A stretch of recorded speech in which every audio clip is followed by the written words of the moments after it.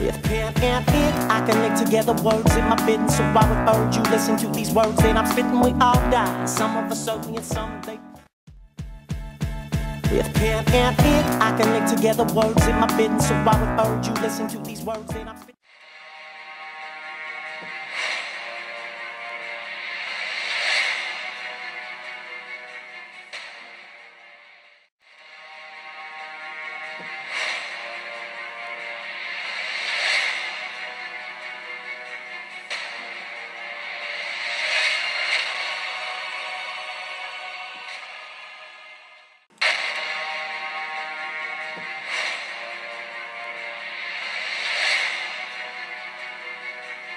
Welcome to Gridiron Gamers. Have you ever missed the opportunity to know what's going on inside the league? What's happening when you couldn't be there, when you had to be at work? Here we are, fellas. We're gonna try to do this podcast. It's been a while for Stocks, so bear with him. Bear with me because it's been a while since we've done this entirely. But what I wanted to do, Stocks, was I wanted to give the guys that aren't going to make the playoffs some love before the end of the season, kind of our end of the season wrap up. The odd thing is... I was just going to say, I'm a little rusty, so, bear with me. Oh, I'm still in vacation mode.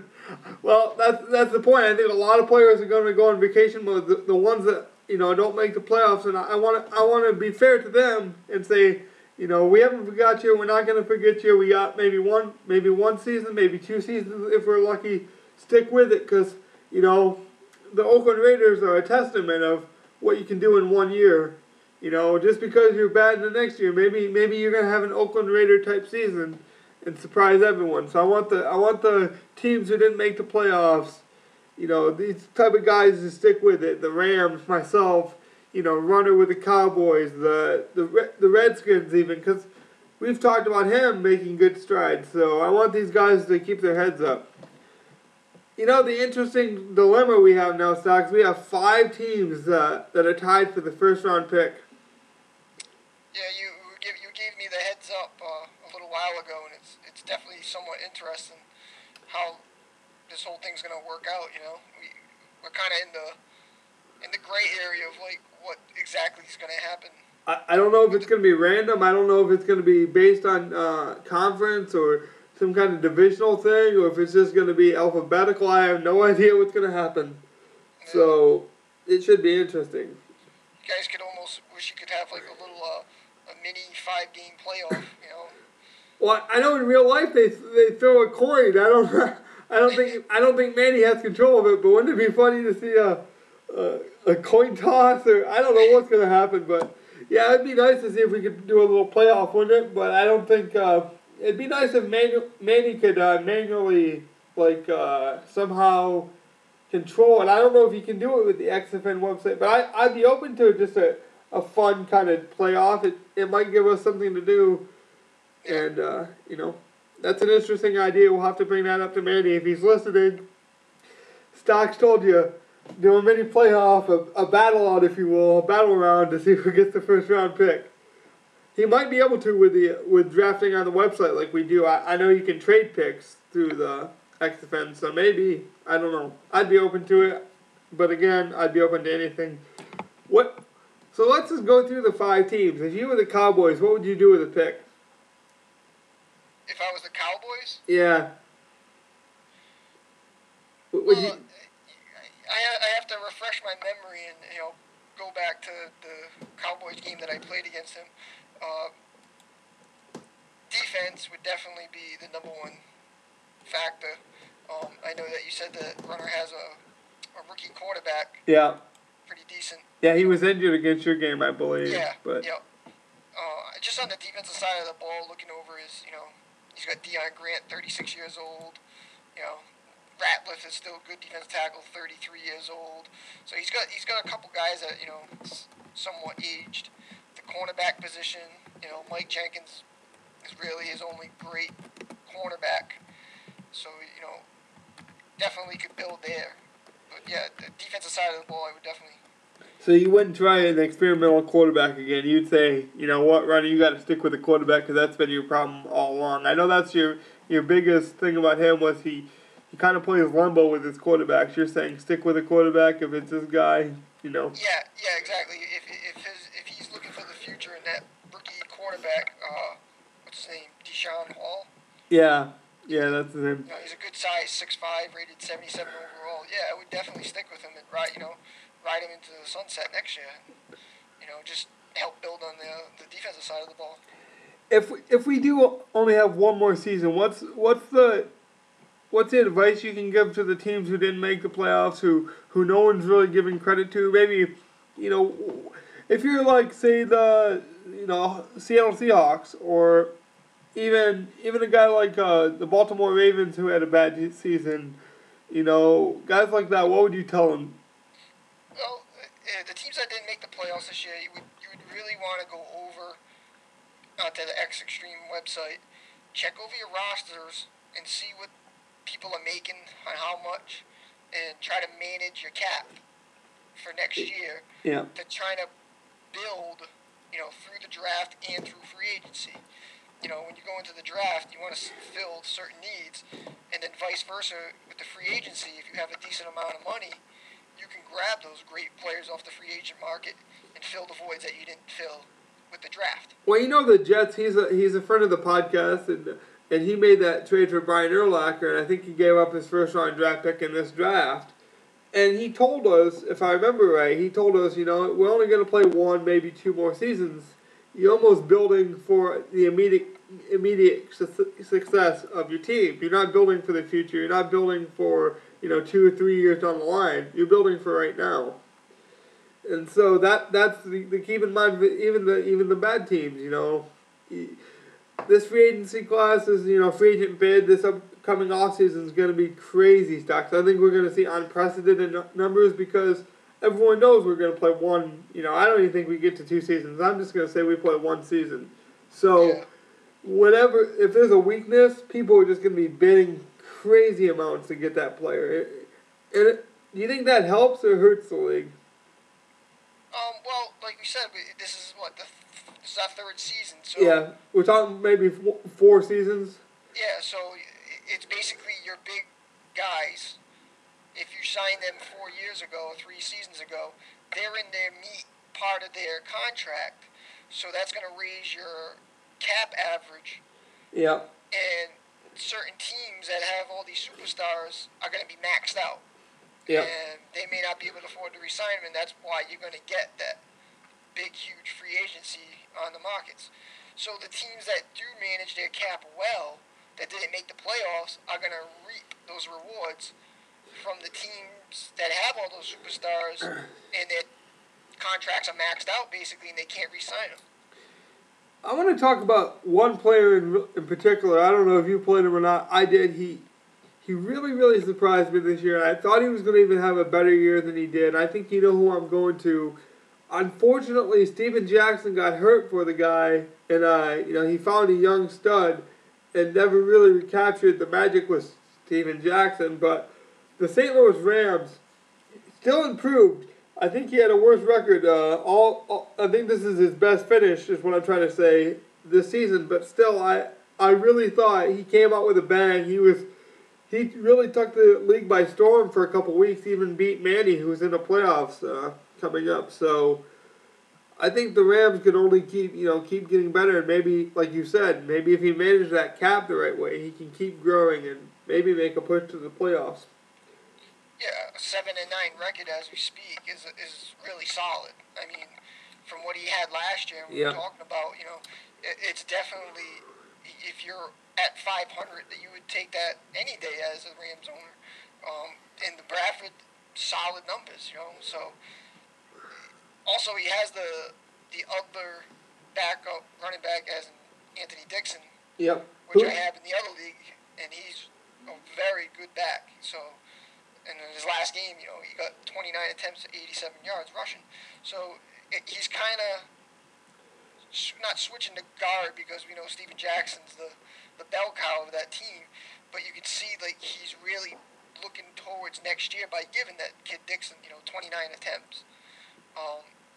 on the wide receiver front, he has, two wide receivers in Kendrick and Snow. He loves Snow. I will say that. He loves Snow. He had a great game against the Cowboys. Yeah. So you're looking at you could tell like he's definitely trying to set him up maybe for a playoff run next year if he does the right things in the draft and in free agency. I tell you what, with this kid, it's just about confidence. Because when he is confident, he can beat guys like Manny. When he's confident, he can, he beat me by 10. I think he plays down to his competition, and a lot of times, and that hurts him. If he thinks he's gonna lose, he thought he kind of got that mindset. So if he can kind of wash himself from that dilemma, he could be really good. Now I know a lot of guys talk about the home court advantage a lot. You hear people say, "Oh, well, who is the home team?" Because they get some kind of Madden advantage. Well, I guess the Rams don't because they were 2-6 this season at home. He was 7-9 overall and 2-6 at home. So you do the math, but I don't think he got any lucky bounces. Yeah, I don't know what Steven Jackson. I think Steven Jackson's going to be a free agent, and would you let Steven go? It's going to be tough because he's my type of back that can do a little bit of everything, and I like a guy like that can run inside, and lay the wood. So if you can handle the asking price, I would be very tempted to let him go. You know what I mean? I would try to keep him. But like I said, he's in his 10th season, so he is up there in age. Yep. But like we said, we only have 1 year left. Yeah. So, I mean, now if this was the first year of the league, that trade value, that free agent possibility, the potential there is completely dropped. Like you're saying, there's no ceiling there. But you're talking 1 year wonder. Steven Jackson could fill a need. Maybe in Detroit even. Just saying. I do need a running back, a consistent number one. And he is one of my favorite non-Lion players. So throwing that feeler out there. But going on to the Washington Redskins, everyone knows the first draft is always usually the most talented and usually has the most buzz. Everyone can't wait because they know that 8 potential guys are going to progress. That's kind of, if you will, the guy you have the most attachment to because he's the guy you drafted. You get to see his progression. He almost grows up with you as the game progresses, as the seasons go on. So going to Washington, getting into the prime of your career. I mean, we're talking these rookies now. Now they should be superstars. You should almost slot them in exactly what they are. Do you see Peter Newcomer being that superstar guy, even though he had a bad season this year? Do you see him taking that leap, top 10 status? Well, now that it didn't go through, there was major talks between the Saints and the Washington, a blockbuster trade that never went through, which would have Peter Newcomer going to the Saints and Drew Brees going to Washington. My thoughts are pretty high on Peter Newcomer's attributes and his skills. I haven't used him, so I can't really say if he would fit really perfect for me. But what intrigued you about Peter Newcomer? What was the draw? I know you didn't play with him, but now that the trade didn't go through, that we can't make any trades, and it probably won't go through now, what was the thing that you said, oh my God, I want to try this guy? I just wanted a more athletic quarterback. Yep. I wanted that Cam Newton type, maybe just to keep the defense off balance a little bit more. With Drew Brees, he's just a pocket passer, so just that changeup, I was, it was intriguing, No, I agree. Whenever you have a dual threat quarterback, it's always valuable, and some people say that pocket passing is more valuable. So again, it just depends on what the owner looks for, and sometimes you just need to change the scenery, if you will. Sometimes swapping players can be a really good thing. Who knows what would have happened there? But Peter Newcomer is very interesting because we're talking about these rookies finally reaching their, peak potential. Is there a guy you kind of you thought maybe disappointed you, or maybe gonna going to surprise you this upcoming season, and maybe, for the last season, say, you know what, this league kind of kept me at the bottom. This league never really gave me credit, and I'm breaking through. Is there any guy like that? Player or team? Player, team. Because I'll give you a second to think about it. I'll tell you, I'm really disappointed. I'll go with disappointed. I love the hate. Apparently, people just love to hate me, so I'll go with the hate. The player that disappointed me, or the team, is the Oakland Raiders. I know it was a really big surprising thing they won the Super Bowl in year one, but when you win the Super Bowl, a lot like we talk about the Eagles roster, when you have that much talent, it comes with expectations, and he just did not live up to it after that. He's had some,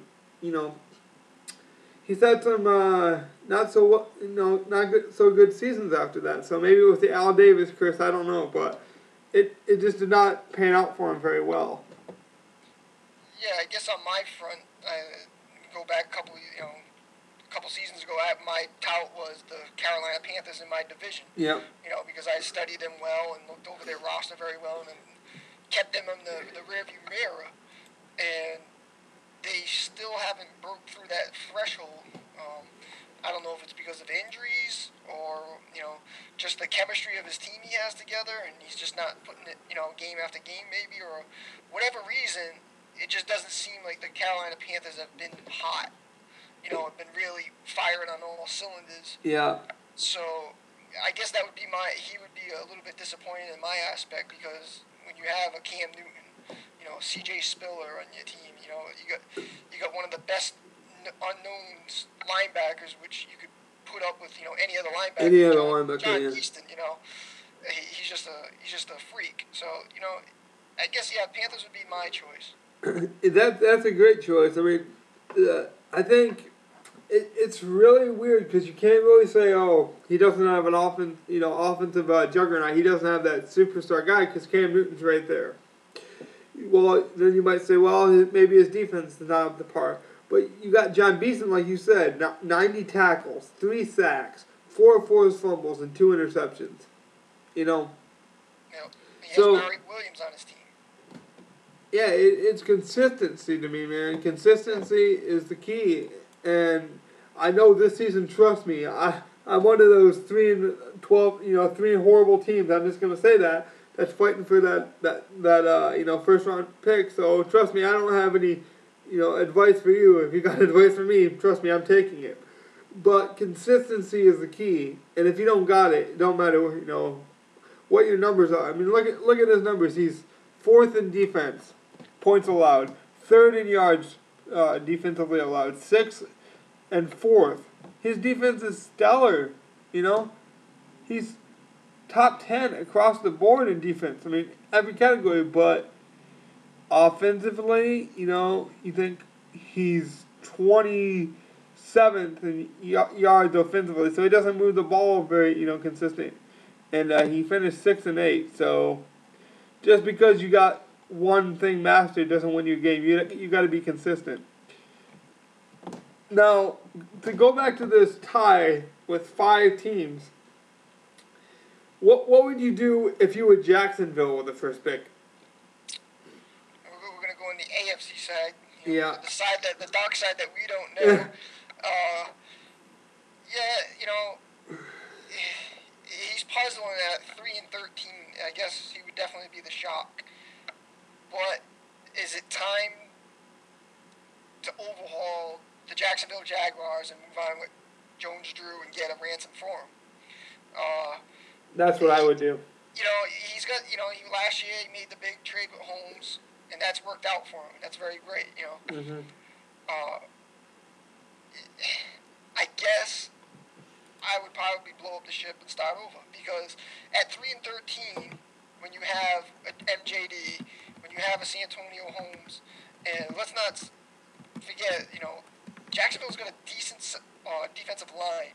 You got some really big guys in Roth and Tate that can really clog up, the middle. So, and he still has that.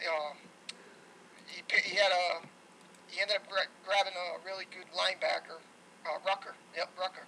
Yeah. A couple years ago, last season. So on the defensive side of the ball, it's not bad.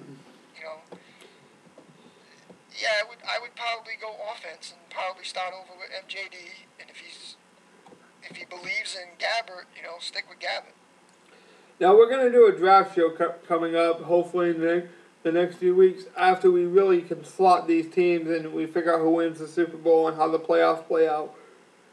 We'll do one of those, and I got some big things planned, as well as this podcast. We got some new graphics in. I'm working on some new things, and we're always going to try to progress this podcast into being even greater, because really it's about reporting news to us. But to go back, I don't want to make this a draft show, but I think you're right. I think you need to take the best available guy if you're Jacksonville, and you just need to rehaul that team, just shuffle things around. There's only one more season left. So if you're going to try something, if you're going to take that gamble, we always talk about sometimes, taking a gamble, taking that Hail Mary pass with your team is the best option after you've tried everything else.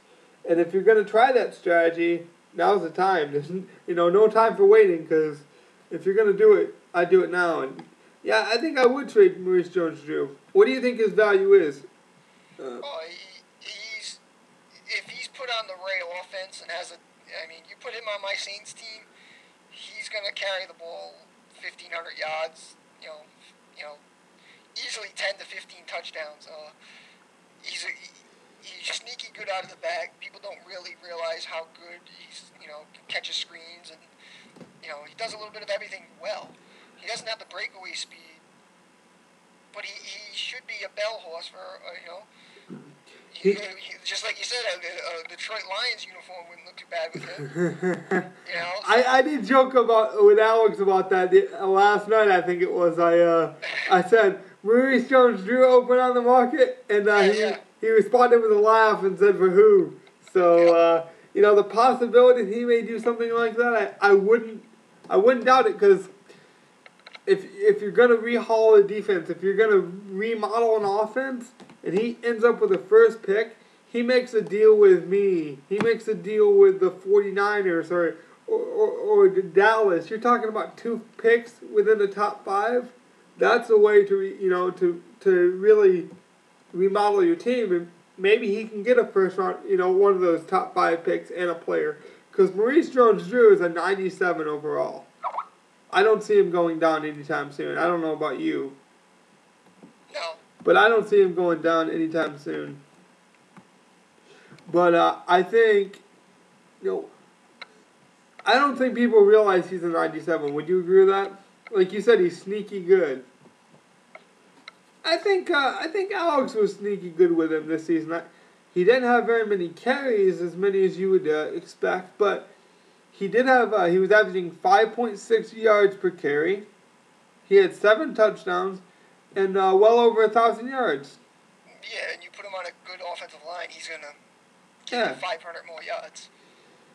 So I wouldn't rule it out, because the reason I don't trade Kelvin Johnson, a lot of that is because I'm a Lions fan. Well, we know that, trust me and Stocks know that Alex is not a Jacksonville Jaguars fan. So there's not that attachment that there would be if Stocks had, the Packers. MJD's pacifier. Yeah, exactly. So, I'm not going to trade Kelvin Johnson, just like, if Stocks had the Packers, he's not going to trade Aaron Rodgers. But with Alex having the Jacksonville Jaguars, anything's possible. Well, this is just, anything's possible. That kind of brings up a funny scenario, just to have some fun. Tim Tebow didn't want to come to Jacksonville in real life. Does Alex welcome Tim Tebow in Jacksonville in Madden for the last year? We talked about crazy scenarios. This is the year. This is the fun year to me, Stock. The last year and the first year are always the funnest, I think, because the first year you can get a clear picture of what really happened. Yeah. Well, I think the first year everyone's excited. They're looking at new ratings. They're looking at the draft is so loaded. People are still trying to figure out the game, so they're not manipulating anything. They're not doing any, you don't see high-scoring games. And then you go back to the last season, everyone knows this is their last chance to make the playoffs. Everyone knows this is their last hurrah to say I'm the best. So you got people shuffling and putting parts everywhere. and moving people around. And it's just the combination of it's so fun. Like we talked about the free agency and the frenzy that could create. If you imagine if there was a Steven Jackson, on the free agency, or imagine there was two. Imagine I don't know who these guys would be. I'm not even sure Steven Jackson will be a free agent. I'm just saying that kind of quality. Imagine Maurice Jones-Drew in the free agency or Larry Fitzgerald. I could see it something like that happening. I could see a big stud going because, like you're saying, I think these teams that are bad are gonna want to remodel their teams just for one last run. It reminds me a lot in real life. The Minnesota Vikings getting Brett Favre. Knowing, hey, this guy isn't our long-term, option, but for one season, he may lead us to the promised land. And that's exciting, and that's why I like the last season. You don't want to get me started on that subject because we could make a whole other subject for that. You know that. Yeah. Get me going with Brett Favre and the Minnesota Vikings. That touches a funny bone for me, man. Yeah, I know it does. You never want to see it. I mean, he looks really weird in that uniform. I'll give you that. But I mean, there's kind of a nostalgia factor about the last season, just like the first one. Can you imagine if Manny gave you Aaron Rodgers? That's the kind of excitement you're going to see. A lot of moves and a lot of shakeups like that. Going to me, what would you do if you were me with a first round pick? What if I'm one of the lucky 5 to get it? What would I do? Well, as the Lions, last year you didn't like the draft. No. So you did your research and you ended up coming away with a stud wide receiver and Mike Williams and a veteran that still gobbles up tackles and. Oh yes, he still did very well. So yeah, you won't be able to tell really until maybe next year how that trade works out. But if you were to look over the next year's draft, maybe this year you don't pass that up. No. And you go maybe running back. You still could always use another cornerback just to shore up the defensive side. Yeah. You can always use corner. You can always use a corner. You always want that extra guy just to shut down the third wide receiver. But also another pass rusher would help. So, yeah, you could go into a lot of, I would say 3 main areas would be, number 1 would be the running back. Number 2 would probably be a cornerback and maybe a defensive line help. And with that, if you manage the salary cap, which you usually do, you're always, looking over players and how much they're making. And right. The players you pick up are smart pickups because you're not giving a lot. So, yeah, I would probably hold still, trade him back, if there's players you like later on in the draft, maybe that's an option, but I would probably, stick with your top 5 pick, Yeah, I think I might stick with it this year. You never know with me. I'm a little sneaky. I'm always working deals, and you never want to give a deal away too soon. But me and Stocks have been in a league where we did do this draft already, and like I said, I don't want to really turn this into a draft show. I'm just kind of summing up everything here. This draft is very D-heavy. Offensively, there's not very many weapons, in my opinion. Now, this is just my opinion, but defensively, the draft is loaded with linebackers. It's loaded with defensive line help. And it's a really, really good draft, I think, for defense. Now, offense, not so much. Yeah, that's, in my part, that's why I did trade up last year in the first. Because you knew it was an offensive draft and next year wasn't. Yes, and I wanted to grab the tight end and another wide receiver, knowing that the next season's draft is defensive heavy. Does Deshaun Rodgers retire this year? It's going to be close, buddy. It's going to be close. I'm crossing my fingers for you because, I like to see my ex-players do well, and, people bash that trade kind of, he couldn't do stuff, and I don't know, how does his stats look up this year? Now his stats, just his numbers didn't scream out or anything, but he clogged up a lot of space. He made it so Sue could go out there and have amazing stats. The guy is 350, 6'4", He takes up a whole offensive lineman. That's a whole 2 offensive linemen sometimes when I use it controlling. But that's not even. I mean, the dude's 350. That's a lot of mass. But he had 16 tackles, 2 sacks, and a forced fumble. I mean, you can't ask for much more for a 6'4", 350 defensive tackle. No, remember he wasn't in every play. He was a very situational, guy. I put him in when I thought I had to stop the run. Or I put him in occasionally, in certain places. He wasn't an every down defensive guy. He's 350. I mean, come on, And the thing is I went back to his career stats my first year when I had him. Yeah. He has the similar stats this year: 16 tackles, 2 sacks, and that's it. The 2012 was his somewhat good season: 20 tackles, 3 sacks. So for the amount of time he's on the field, he is being consistent, giving you 20 tackles and a handful of sacks. Yeah, and that's the one thing, that you can't really say unless you've used him before. He's 350. He takes up a lot of space. A lot of space. He's not fast. That's why he doesn't close and get a lot of sacks. But he takes up a lot of space, and he allows other guys to do things. Yeah, 97 strength. I mean, 95 block shed. Those are the 2 things in a 94 power move. You're getting a guy that does what you need him to do good. Nick Fairley had his best year, and I think it was in a large part to Sean Rogers because they subbed for each other. I took each of them out, gave them a lot of rest, allowed them. So when he was in there, when Nick Fairley was in there, he was giving you his best. He had 31 tackles, 8 sacks. That's solid. I mean, so I subbed the defensive line very good, and I got these guys, moving. What really hurt me was I lost Louis Dalmas again. So I lost my safety combo. And I lost Brandon Graham, for the year, which last year he had some really good stats. This year he only made 2 tackles and a sack because he only played 2 games all season. So, yeah, he played 2 games. He played week 1 and week 15. That was it. So, maybe week 16 because we haven't simmed yet. So he played three games all season.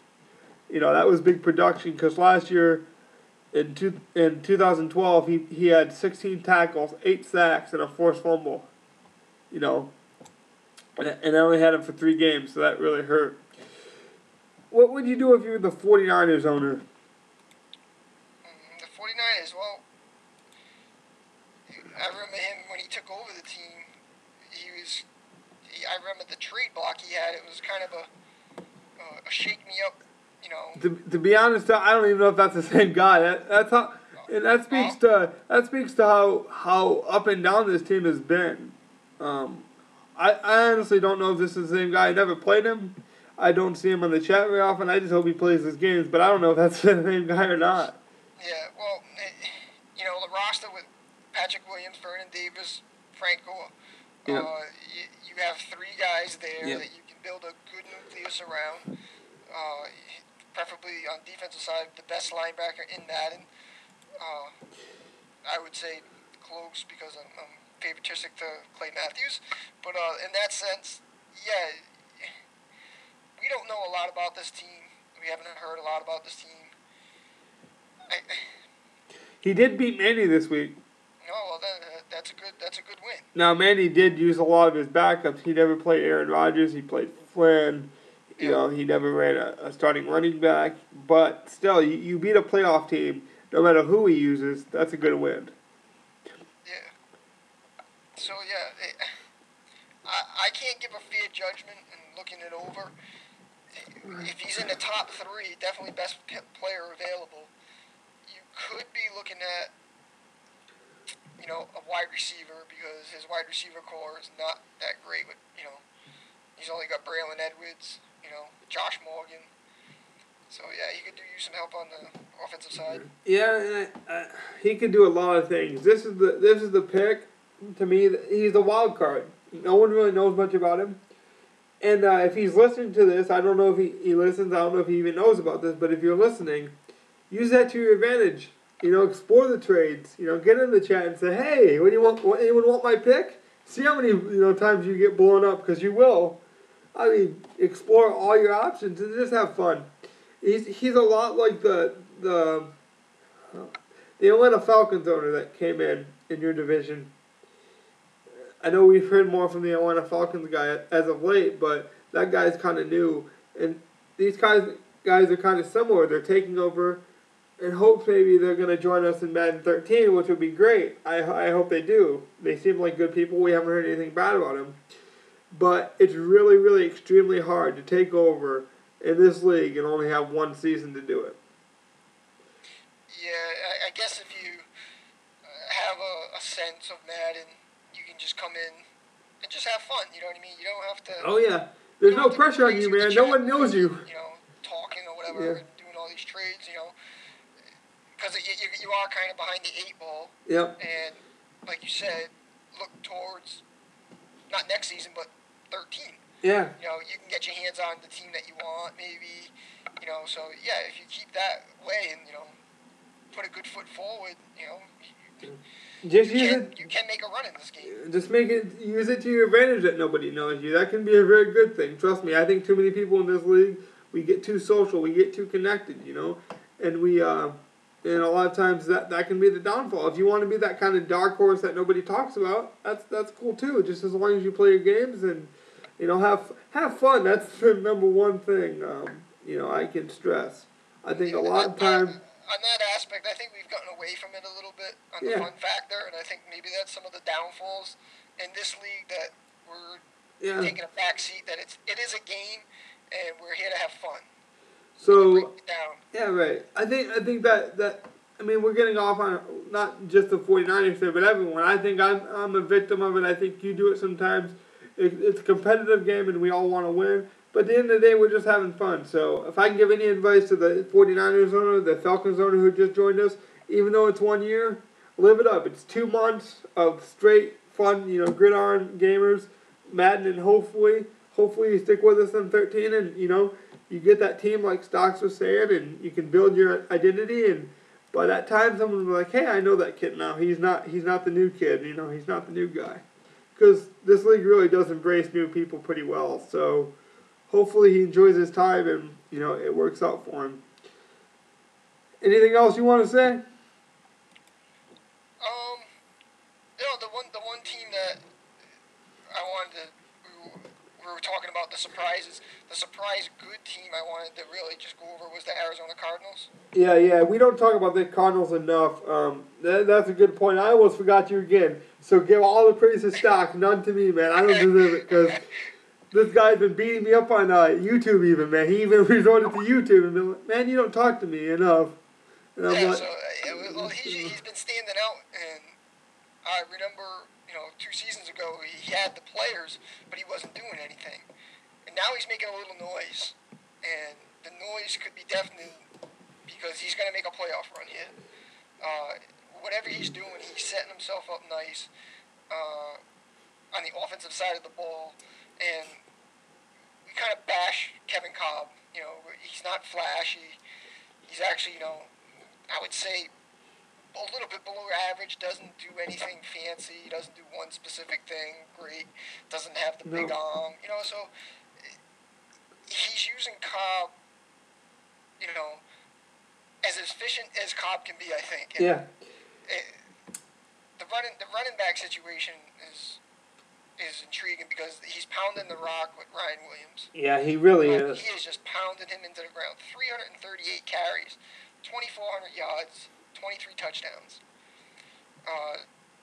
The kid's only 5'9", 212. So he can do a lot of nice things. I have him in another league. He can do some really nice things. And I'm not the greatest runner, so if you got a good running owner behind him who likes to run the ball, like he does, Ryan Williams can be a weapon. Yeah, and he's taking the hands out of Kevin Cobb and not having to have Cobb make huge plays, which is a good thing. Once in a while to the greatness over there on the other side, Fitzgerald, he's going to make the play. So he's taking less risk with Cobb, and it's paying off for him. No, I played this guy this year, so I can give you a little bit more insight than I usually can about AFC teams. But that being said, if you don't know what this guy does, and if you got to play him in the playoffs, well, you better call your mama because he's gonna give you everything you can handle. I assure you. He just does. he does the best he can with whatever he's got. And that's the motto of this league. He really is, to me, he's doing great things with what he's got. But he, like I said, if you don't know what he does, think of the San Francisco 49ers this year. That's exactly what he does. He takes a quarterback that everyone kind of gave up on, that everyone kind of hates, and in real life and Madden or whatever, no one really likes Kevin Cobb, across the board. People in Arizona probably don't even like Kevin Cobb. So he's using Kevin Cobb and saying, you know what? Almost like Jim Harbaugh-ish and saying, slap him on the head, I believe in you. And he's using him as a game manager, and he's using him great. And, he's using Ryan Williams and, like you said, pounding him into the ground. I'm going to get your motorboat back for just Ryan Williams. That'll be Ryan Williams-ish clip. I'll use it for nobody else but Ryan Williams. So you should feel very lucky, Cardinals, because you waited a long time for us to talk about you. We're making a clip just for you. So enjoy. I'll get that up this week. That's just for you. No more. That's only a Ryan Williams thing. So, but if I make a clip for you, you better win me the Super Bowl. Just throwing that out there. Well, he's handing out some hardware there. Hey, man, he's been saying, hey, talk about me. Well, now we're talking about him, and now we're bringing it, so he better bring it back to us. But, I think that, I don't know about you, Stocks, but I had fun doing this podcast, and I had fun talking about football again and not worrying about what's going on outside the game and what's going on, who's doing what and what's going on. Just talking about good football. And, quote, unquote, we're talking about the bad teams in the league, are we not? I mean, we're talking about the guys who aren't in the playoffs, and we're having the best fun doing it. And I just want to keep this going for the playoffs. Hopefully, we see a lot of fun games, we see a lot of fair games, and everything is, fair and cool. I have just lost Stocks, I think, haven't I? Stocks? Yeah, I lost Stocks. I'll try to get Stocks back. I don't really know what's going on. I guess we're just going to freestyle, and hopefully I get Stocks back here. Let me see if I can get him back.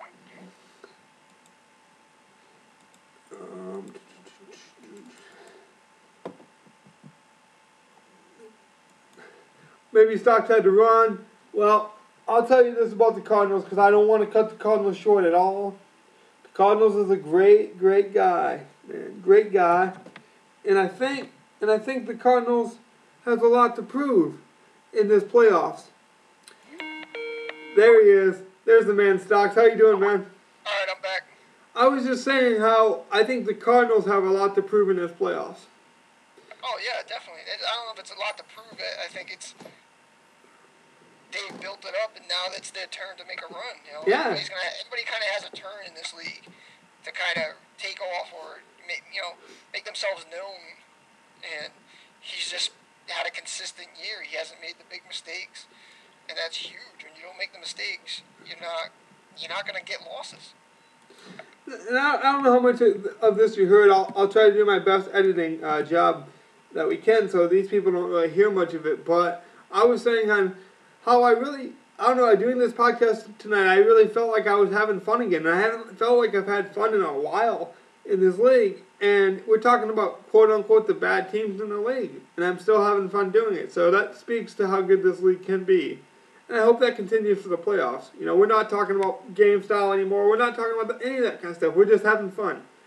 And I think that credits that we're not talking really much about the stats anymore. We're just saying what teams do, and we're saying what they can do, and the possibilities that this league can grow from it. And that's, great stuff. And the Cardinals was a great guy to bring that up with. He doesn't really care about stats. He's running the ball. He's being very efficient. If he wanted to, he could probably throw a lot more to Larry Fitzgerald. But he wants to win, so I think that's great. Yep, that sounds about right. He's doing things correctly. Yep. And basically going back to not making the mistakes. I don't know about you, but this is the most fun I've had in a while doing this podcast. Oh yeah, it definitely feels good to be back.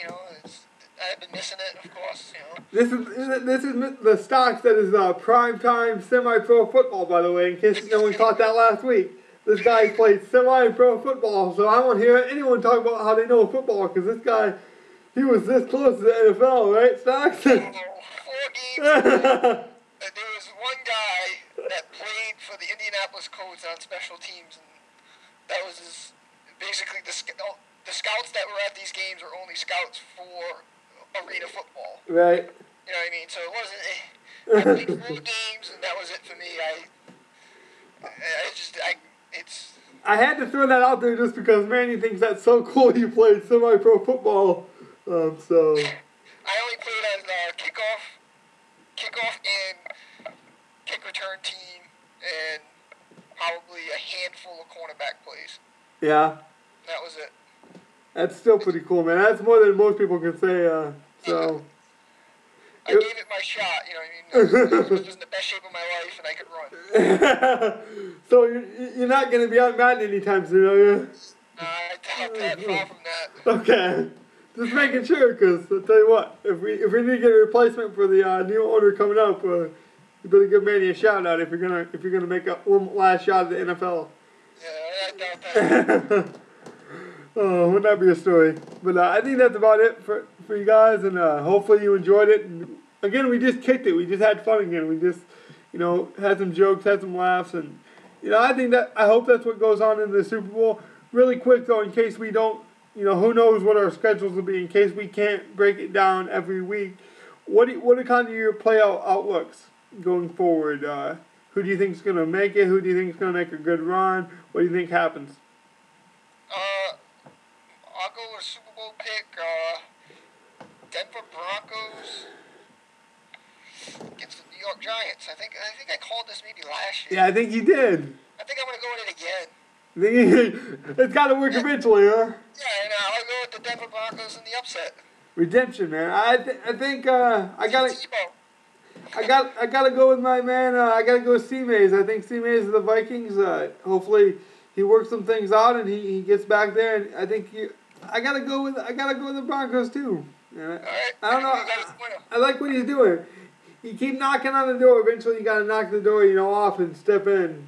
You gotta pick the winner. Who's the winner? The winner, man. You always put me on the spot. I'm gonna have to go with my division, man. You gotta stay with the division. You gotta hope the division does well. The guy's got doing amazing things with his quarterback and wide receiver tandem. I mean, he's got the weapons. It's just if his play style matches up with the Broncos, you could be looking at a Super Bowl champion. All right, sounds good, man. All right, man. All right, Let's run. Peace.